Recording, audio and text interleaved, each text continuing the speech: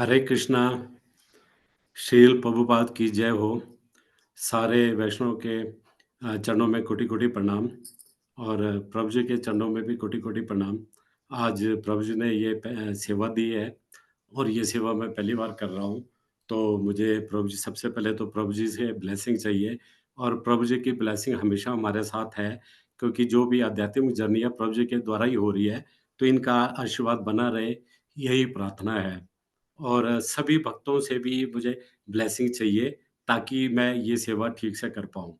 और इस दौरान अगर मुझसे कोई त्रुटि हो जाए तो कृपया मेरे को क्षमा कर दें। सबसे पहले राधा माधव, उसके बाद फिर मंगलाचरण और उसके बाद हम कल से जहाँ छूटा था वहाँ से पठन करेंगे। हरे कृष्णा।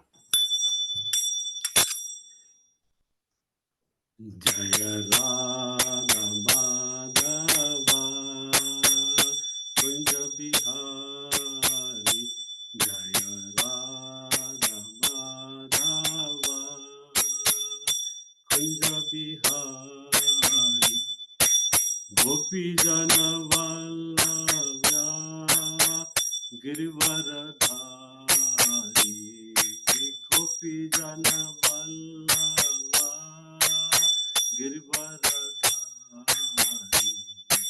यशोदानंदन ब्रज जन रंजन, यशोदानंदन ब्रज जन रंजन, यमुना तीर वनचारी, यमुना तीर वनचारी, जय राधा माधवा कुंज बिहारी, जय राधा माधवा कुंज बिहारी, हरे कृष्ण कृष्ण कृष्ण हरे हरे, हरे राम राम राम हरे हरे, हरे कृष्ण कृष्ण कृष्ण हरे हरे, हरे राम राम राम हरे हरे। हरे कृष्णा। मंगलाचरण। ओम अज्ञानतिमिरान्धस्य ज्ञानाञ्जनशलाकया चक्षुरुन्मिलितं येन तस्मै श्रीगुरवे नमः। श्रीचैतन्यमनोभीष्टं स्थापितं येन भूतले स्वयं रूपं कदा मह्यं ददाति स्वपदातिकं।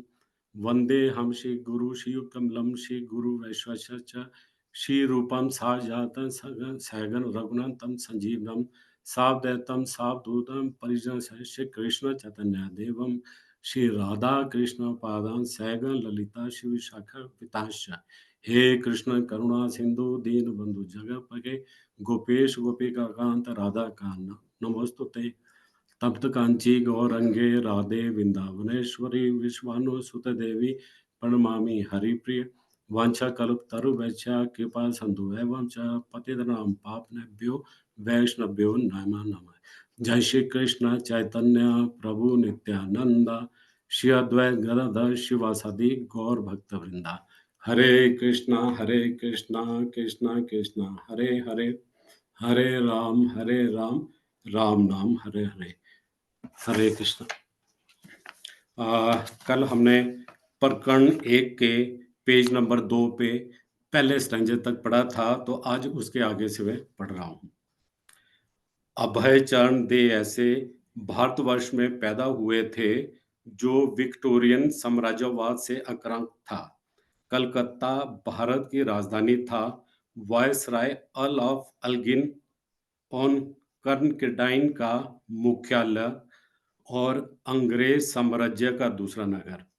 यूरोपीय और भारतीय अलग-अलग रहते थे, यद्यपि कारोबार और शिक्षा में उनका मेल-जोल होता था। अंग्रेज अधिकतर मध्य कलकत्ता में रहते थे, जहां उनके अपने थिएटर थे, घुड़दौड़ के मैदान थे, क्रिकेट के मैदान थे और सुंदर यूरोपीय भवन थे। भारतीय ज्यादातर कलकत्ता के उत्तरी भाग में रहते थे। पुरुष धोती पहनते थे और स्त्रियां साड़ी। अंग्रेज राज के प्रति स्वामी भक्त रहते हुए वे अपने परंपरागत धर्म और अपनी संस्कृति का अनुगमन करते थे। अभय का घर 151 हरिसन रोड, उत्तरी कलकत्ता के भारतीय खंड में था। अभय के पिता गौर मोहन दे सामान्य आय वाले एक कपड़े के व्यापारी थे और अभिजात स्वर्ण वणिक संप्रदाय में जन्मे थे, किंतु उनका संबंध संपन्न मलिक परिवार से था, जो सैकड़ों वर्षों से अंग्रेजों के साथ सोने और नमक का व्यापार करता आया था। मलिक मूलतः दो दे परिवार के सदस्य थे। इस गोत्र का संबंध प्राचीन ऋषि गौतम से था, किंतु अंग्रेज पूर्व मुगल काल में एक मुसलमान शासक ने दे परिवार की एक संपन्न और प्रभावशाली शाखा को मलिक यानी स्वामी की उपाधि से सम्मानित कर दिया था। तत्पश्चात कई पीढ़ियों के बाद दे परिवार की एक कन्या का विवाह मलिक परिवार में हुआ और तब से दोनों परिवार एक दूसरे के बहुत निकट बने रहे। हरिसन रोड की दोनों ओर की संपत्तियों का पूरा खंड लोकनाथ मलिक का था और उनमें एक 3 मंजिले मकान के कुछ कमरों में गौर मोहन अपने परिवार के साथ रहते थे।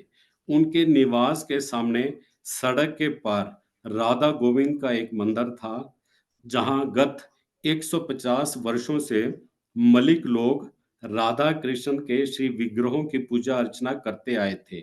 मलिकों की कई दुकानों की आय से श्री विग्रहों और उनकी पूजा अर्चना करने वाले पुजारियों का खर्च चलता था। हर प्रातःकाल जलपान के पूर्व मलिक परिवार के सदस्य राधा गोविंद के श्री विग्रहों का दर्शन करने मंदिर में जाते थे। वे एक बड़े थाल में भात, कचौरियां और सब्जियां रखकर शिव विग्रहों को अर्पित करते और तब प्रसाद के रूप में उनका वितरण सवेरे पास पड़ोस से आने वाले दर्शनार्थियों में करते थे। अभय चरण नित्य प्रति के दर्शनार्थियों में थे। साथ में उनकी माता होती, पिता होते या नौकर होता। शील प्रभुपाद, मैं सिद्धेश्वर मलिक के साथ ही एक बच्चा गाड़ी में सवारी करता। वो मुझे मोती कहता और उसका उपनाम सुबिदी था। नौकर हम दोनों को साथ साथ चलाता। यदि किसी दिन मेरा यह मित्र मुझे ना देखता तो वो पागल हो उठता। वो बच्चा गाड़ी में मेरे बिना सवारी ना करता, हम एक क्षण के लिए भी अलग ना होते। जब नौकर बच्चा गाड़ी को साइकिलों और भाड़े के घोड़ा गाड़ियों से बचाता हुआ विस्तृत हरिसन रोड के बीचों बीच धकेलता, उस समय गाड़ी में बैठे दोनों बच्चे ऊपर के स्वच्छ निर्मल आकाश और आर पार के ऊंचे वृक्षों पे दृष्टि गड़ाए रहते। सड़क पर चक्कर खाती बड़ी पहियों वाली घोड़ा गाड़ियों के दृश्य और उनसे पैदा होने वाली आवाज दोनों बच्चों का मुक्त ध्यान बरबस अपनी ओर खींच लेती। नौकर गाड़ी को राधा कृष्ण मंदिर के चारों ओर निर्मित लाल बलुए पत्थर में बने मेहराबदार फाटक की ओर ले चलता और जब अभय और उनका मित्र अलंकृत धातु वाले मेहराब के नीचे से मंदिर के आंगन में प्रविष्ट होते, तो वे अपने ऊपर 2 प्रस्तुत सिन्हों को देखते, जो अपने दाहिने पंजे आगे को फैलाए हुए मंदिर के आंगन के आह्वान करता और संरक्षक की तरह स्थित थे। आंगन के अंदर का मार्ग वृत्ताकार था और अंडाकार लान पर गैस की बत्तियों वाले दीप स्तंभ लगे थे। परिधान युक्त एक युवती की प्रतिमा भी वहीं खड़ी थी। तेजी से चहकते हुए गोरे झाड़ियों और वृक्षों में फुदकते रहते या एक एक करके जमीन में चोंच मारते हुए घास में इधर से उधर कूदते रहते हैं। कबूतर समूह गान में गुटरगू करते रहते और फिर भी अचानक वे अपने पंखों को फड़फड़ाते हुए ऊपर उड़ जाते हैं और उसके बाद या तो फिर किसी दूसरे ठिकाने पर या जा बैठते या नीचे आंगन में उतर आते। सादी सूती साड़ियाँ और सफ़ेद धोतियाँ पहने हुए इधर-उधर आते-जाते बंगालियों से तरह-तरह की ध्वनियाँ उठ रही होती। कोई बच्चा गाड़ी के पास तनिक रुककर काली चमकदार आंखों वाले स्वर्णिम चमड़ी वाले बच्चों को पुचकारता, किंतु अधिकतर लोग तेजी से चलते हुए मंदिर में प्रवेश कर जाते। अंदर के आंगन की ओर जाने वाले भारी दूहरे किवाड़ खुले थे और नौकर ने बच्चा गाड़ी को 1 फुट नीचे की सीढ़ी पर धीरे से उतारा और गैलरी से आगे बढ़कर उसे दूसरी सीढ़ी पर उतारा और फिर वो सूर्य के प्रकाश से चमचमाते मुख्य आंगन में प्रविष्ट हुआ, जहाँ जहाँ उन्होंने 4 फुट स्तंभ पर आसीन गरुड़ की पत्थर की बनी एक प्रतिमा देखी। विष्णु के वह गरुड़ जो आधा मनुष्य और आधा पक्षी है, एक घुटने पर झुके थे। उनके हाथ प्रार्थना में जुड़े थे। उनकी चोंच बाज पक्षी की तरह मजबूत थी और पंख पीछे की ओर खींचे थे। बच्चा गाड़ी पत्थर से बने आंगन को बुहारते और धोते हुए दो नौकरों से आगे बढ़ी।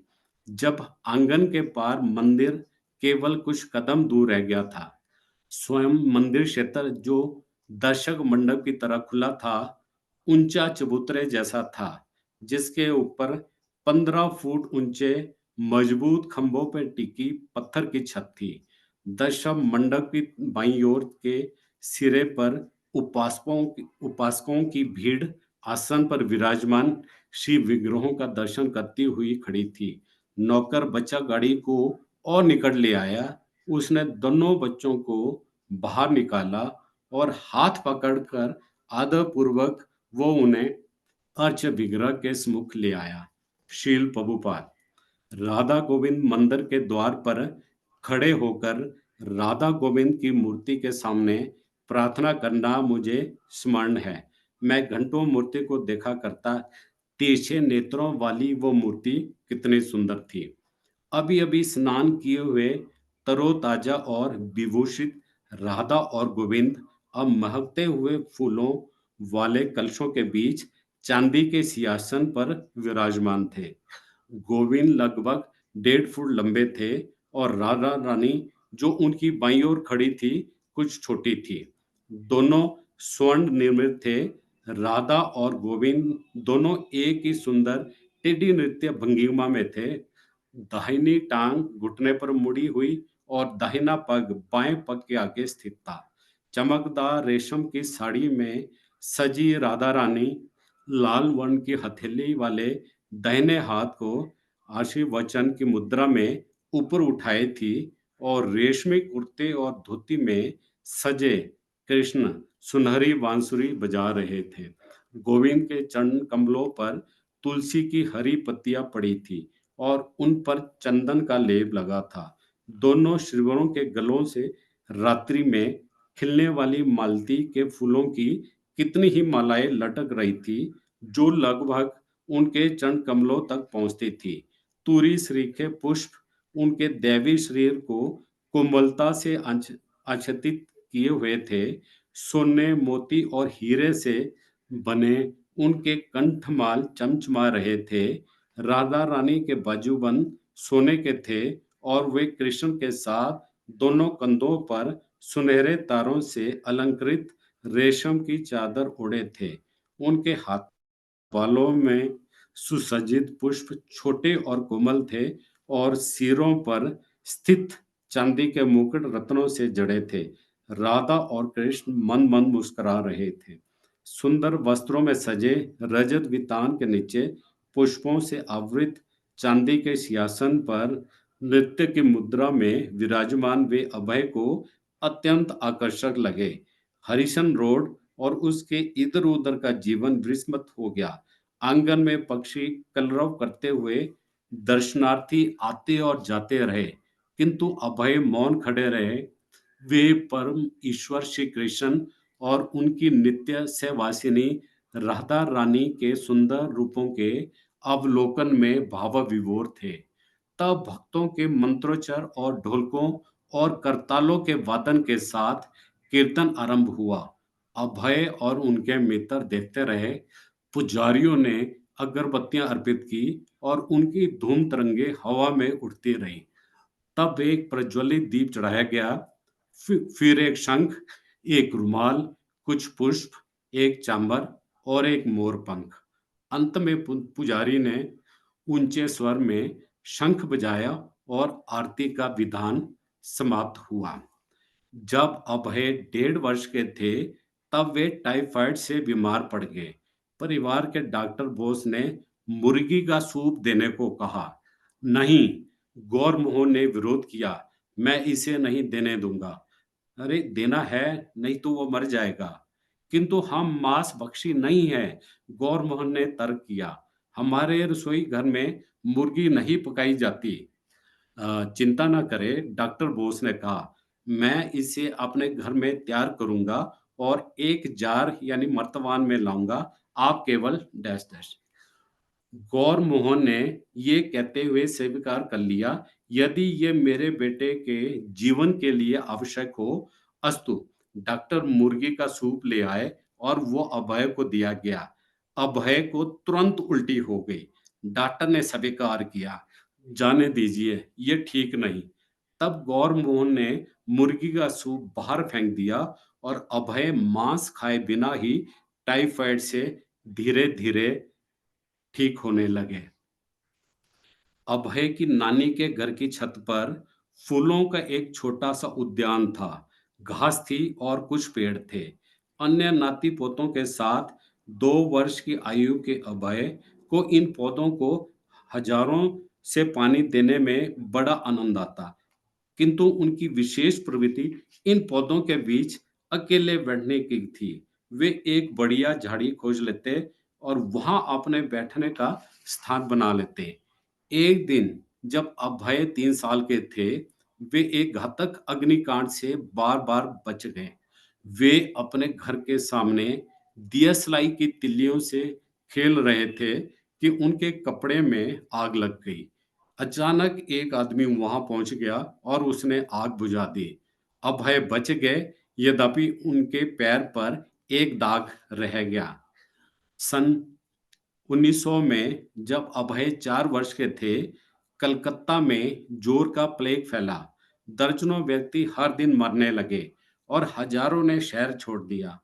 जब प्लेग रोकने का कोई उपाय नहीं रह गया, तब एक बाबा जी ने सारे कलकत्ता में हरे कृष्ण संकीर्तन का आयोजन किया। धर्म का विचार न कर हिंदू, मुसलमान, ईसाई, पारसी सभी उसमें सम्मिलित हुए और दल बनाकर वे गली गली और द्वार द्वार हरे कृष्णा कृष्णा कृष्णा हरे हरे, हरे राम राम हरे हरे गाते हुए घूमते रहे। यह दल गौरमोहन के घर 151 हरिशन रोड पे पहुंचा और गौरमोहन ने उत्कंठा पूर्वक उसका स्वागत किया। यद्यपि तब अभय छोटे बच्चे थे और उनका सिर मुश्किल से कीर्तनियों के घुटनों तक पहुंचता था, फिर भी वे उनके नाच गान में शामिल हो गए और उसके कुछ बाद ही प्लेग शांत हो गया। गौर मोहन विशुद्ध वैष्णव थे और उन्होंने अपने पुत्र का पालन पोषण कृष्णा भावनामृत के लिए किया था। उनके अपने माता पिता भी वैष्णव थे, इसलिए गौर मोहन ने कभी मांस, मछली, अंडा, चाय या कॉफी का स्पर्श नहीं किया था। उनका रंग गोरा था और स्वभाव से वे गंभीर थे। रात में अपने कपड़े की दुकान बंद करते तो उसके बीच फर्श पर भात का एक कटोरा रख देते ताकि चूहे उसे खाकर संतुष्ट हो जाए और भूख के कारण वे कपड़े ना कुतरें। फिर वे घर लौटते। घर घर वे चैतन्य चरितमृत और वैष्णव बंगालियों के मुख्य धर्म ग्रंथ श्रीमद् भागवतम का पाठ करते, मंत्रोच्चार के साथ माला जपते और भगवान कृष्ण के अर्च विग्रह की पूजा करते। वे कोमल स्वभाव और पुत्र वत्सल थे और अभय को कभी दंड नहीं देते थे। जब कभी विवश होकर अभय को उन्हें समझाना होता, तो पहले वे क्षमा याचना करते, तुम मेरे पुत्र हो, इसलिए मेरा तुम्हें समझाना आवश्यक है, ये मेरा कर्तव्य है।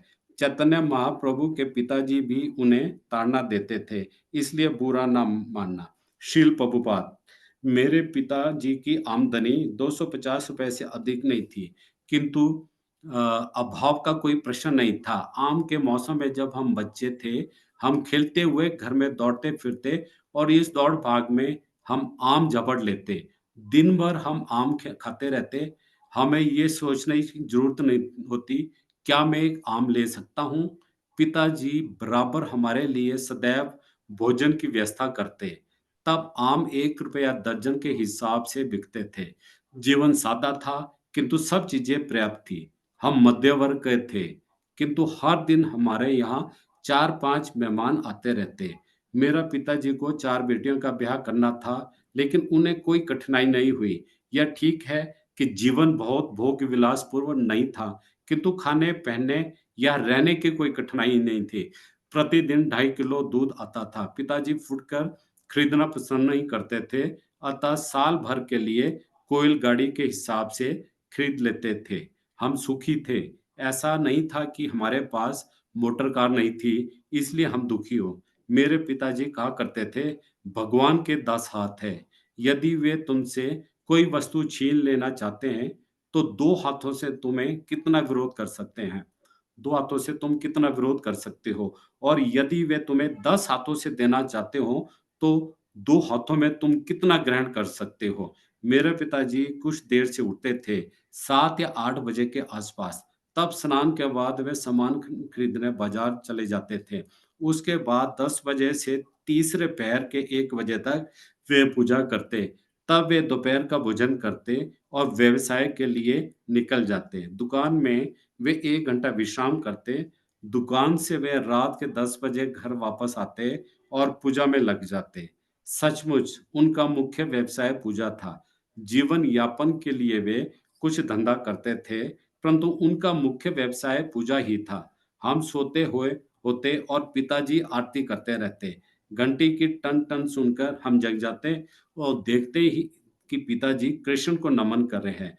गौर मोहन की अभिलाषा अपने पुत्र को वैष्णव बनाने की थी। वे चाहते थे कि अभय राधा रानी के सेवक बने, भागवतम के प्रचारक बने और मृदंग के भक्तिपूर्ण वादन की कला सीखे। उनके घर पर साधु संत नित्य आते और वे उनसे हमेशा यही प्रार्थना करते, कृपया करके मेरे पुत्र को आशीर्वाद दीजिए और राधा रानी उन पर प्रसन्न हो और उसे अपना वरदान का पात्र बनाए।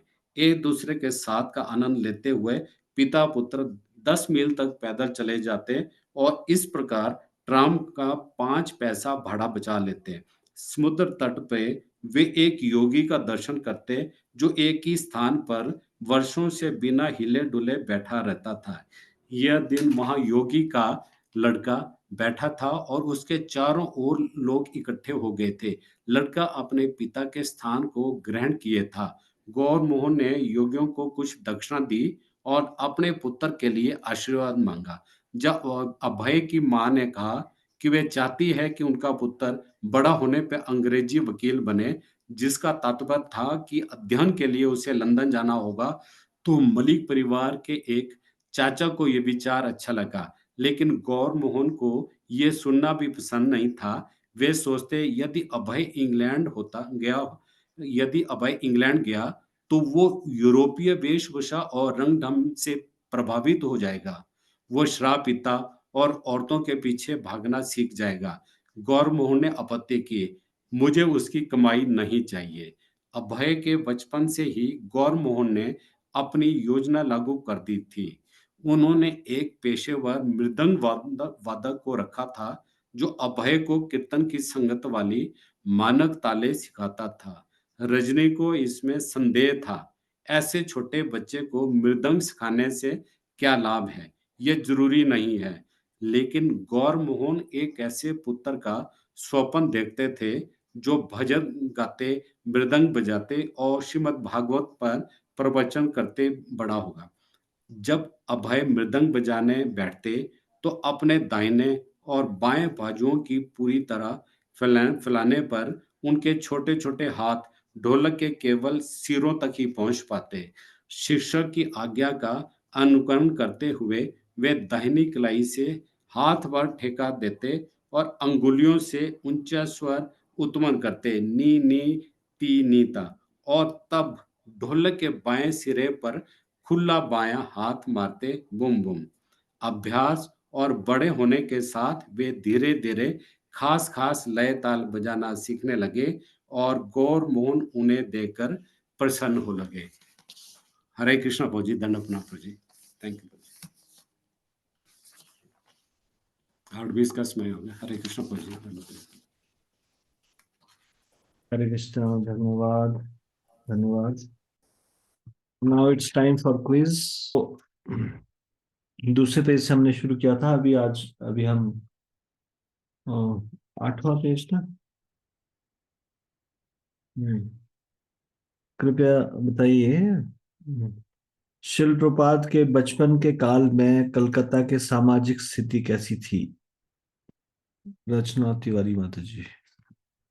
हरे कृष्ण प्रभु जी, दंडवत प्रणाम। दंडवत प्रणाम। पुरुष धोती पहनते थे, महिलाएं साड़ी पहनती थी। अंग्रेज राज के प्रति स्वामी भक्त रहते थे और वे अपनी परंपरागत धर्म और अपनी संस्कृति का अनुगमन करते रहते। ठीक है।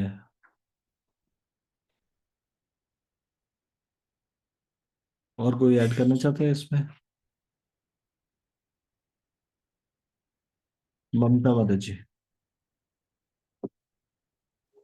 हरे कृष्णा प्रभु जी, दंडवत प्रणाम। दंडवत प्रणाम। इसमें प्रभु जी मेरे हिसाब से जो यूरोपियन और भारतीय अलग अलग रहते थे, यद्यपि कारोबार और शिक्षा में उनका मेलजोल होता था। अंग्रेज अधिकतर मध्य कलकत्ता में रहते थे, जहाँ उनके थिएटर और घुड़सवारी के मैदान थे। ठीक है। और भारतीय लोग? भारतीय ज्यादातर कलकत्ता के उत्तरी भाग में रहते थे। ठीक है, धन्यवाद। शिल प्रपात के पिता क्या करते थे? कपड़े के व्यापारी थे। कपड़े के व्यापारी थे। ठीक है। शिल प्रपात के कुल का ऐतिहासिक संबंध किस प्रकार था? मल्लिकों के परिवार से था। प्राचीन ऋषि गौतम से था। इस गोत्र का संबंध प्राचीन प्रभु जी, इनका मल्लिक परिवार से था। संबंध था, क्योंकि इनके देव परिवार की एक लड़की मल्लिकों में शादी हुई थी, जिससे इनके घनिष्ठ संबंध हो गए थे। ठीक है। हालांकि अभिजात सुवर्ण वणिक संप्रदाय में जन्मे थे, किंतु उनका संबंध मल्लिक परिवार से था। मल्लिक परिवार और श्री राधा गोविंद जी का क्या संबंध था? 150 वर्षों से मध्य राधा गोविंद की विग्रह की पूजा अर्चना करते आए। हाँ, 150 वर्षों से मल्लिक परिवार राधा कृष्ण के विग्रहों की पूजा अर्चना करते थे। और जो मल्लिकों की दुकानों से आती थी, इनकम आती थी, वो उसका इन्वेस्टमेंट वो पूजा अर्चना में लगाते थे, पुजारियों पे खर्च करते थे। ठीक है। श्री राधा गोविंद देव जी के मंदिर की संरचना किस प्रकार की थी? आम के अंदर का मार्ग वृत्ताकार था प्रभु जी, और अंडरकार लॉन पर गैस की बत्तियों वाले दीप स्तंभ लगे थे। प्रधान युक्ति की प्रतिमा भी वहां पर खड़ी हुई थी। हरे कृष्णा प्रणाम।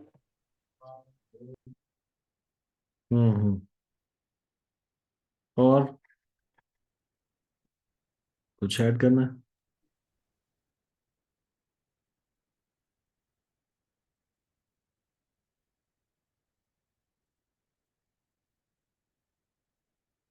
अंदर आने पर 4 फुट स्तंभ पर कौन आसीन?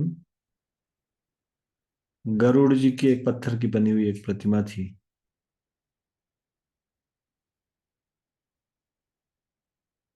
और गरुड़ जी कैसे बैठे थे? घुटने के बल झुके थे, उनके हाथ प्रार्थना के भाव में जुड़े थे।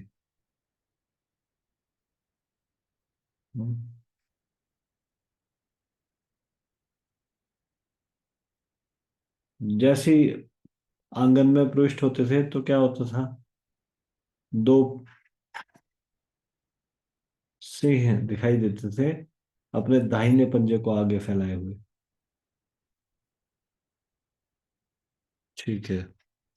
राधा गोविंद देव के विग्रहों का वर्णन करें कीजिए। गोविंद लगभग 1.5 फुट लंबे थे और राधा रानी जो उनके बाईं ओर खड़ी थी कुछ छोटी थी।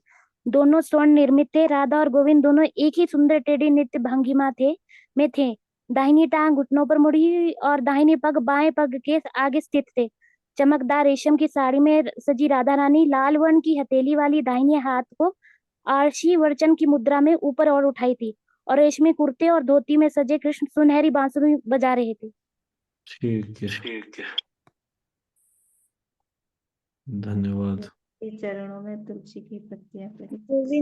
गोविंद जी के चरणों में तुलसी की हरी हरी पत्तियां पड़ी थी और चंदन का लेप लगा हुआ था। ठीक है।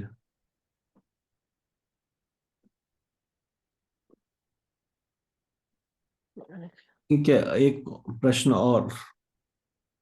जब शिल प्रभुपाद टाइफाइड से बीमार पड़ गए और डॉक्टर के कहने पर उन्हें मुर्गी का सूप दिया गया तब क्या हुआ? जो है उल्टियाँ हो गई। उन्होंने कहा कि और वो बिना मांस खाए बस ठीक। धीरे ठीक होने लगे। डॉक्टर ने भी स्वीकार किया, जाने दीजिए। हम्म। शिल प्रभुपाद के साथ जो घातक अग्निकांड हुआ उसका वर्णन करें।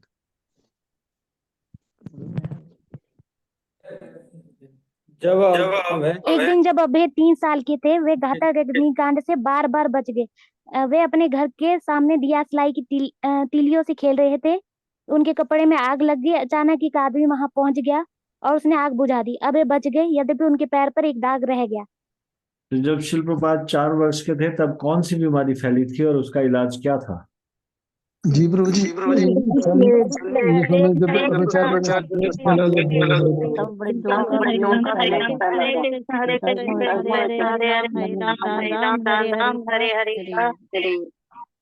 गाते वो घूमते रहे। ठीक है, तो क्या कौन सी बीमारी? प्लेग फैला था, है ना? और क्या क्या प्लेग को रोकने का कोई उपाय नहीं रहा तो क्या हुआ? एक बाबा जी ने हरे कृष्ण महामंत्र संकीर्तन किया। हरे कृष्ण संकीर्तन का आयोजन किया। ठीक है, और उसमें सब लोगों ने पार्टिसिपेट किया। किस किस ने? हिंदू, मुसलमान? तो मुस्लिम मुसलमान ईसाई उसके बाद क्या हुआ? उस समय में प्लेग शांत हो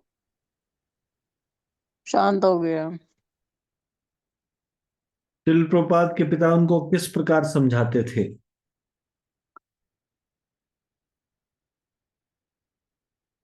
अगर उनको समझाना होता था प्रभुपाद जी को, प्रभुपाद के पिता किस तरह से उनको समझाते थे?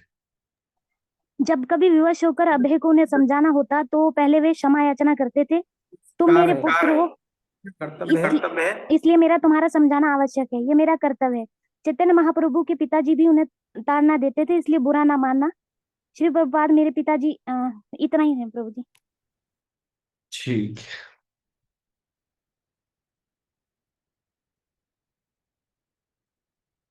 तो शिल प्रभुपाद जी बताते हैं उनके पिताजी की आमदनी कितनी थी, फिर भी कोई अभाव नहीं था।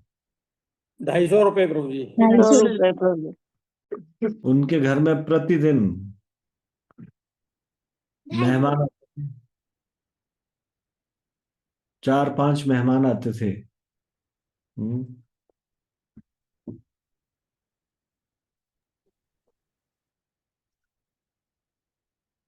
उनके पिताजी को कितनी बेटियों का ब्याह करना पड़ा? 4 बेटियों का। 4 बेटियों का। ठीक है। गौरमोहन की अभिलाषा क्या थी कि उनका पुत्र क्या बने? वैष्णव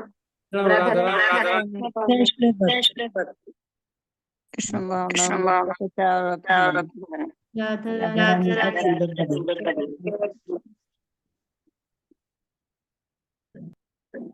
जब उनके घर आता था आता था। तो फिर वो उनसे क्या प्रार्थना करते थे? कृपा करके मेरे पुत्र को आशीर्वाद आशीर्वाद दादा दो। रानी दादा रानी प्रसन्न दीजिए कि दादा रानी उन पर हो। प्रसन्न हो और उनसे अपने वरदान का पात्र बनाए। ठीक है।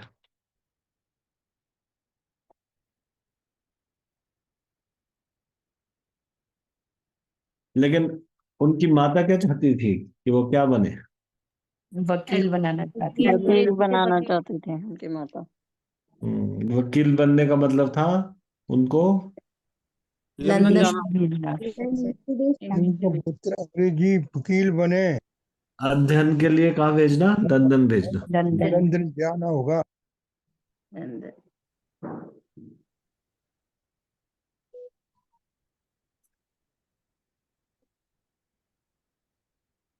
उनके पिताजी को क्या लगता था अगर ये इंग्लैंड गया तो क्या हो जाएगा? वो शराब जैसे पीने यदि मैं इंग्लैंड गया तो वो लोग तेज हो ना जाएगी। और खराब उठाने तो की फालतू हो पी के जाएगा। मिलेगा। वहाँ शराब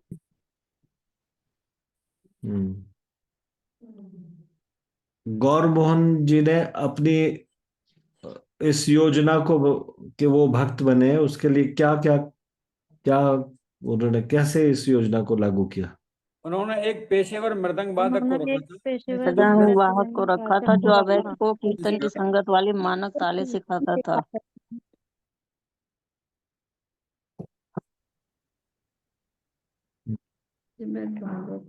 तो गौर मोहन जी क्या क्या, कैसा स्वप्न देखते थे कि उनका पुत्र क्या कह रहे?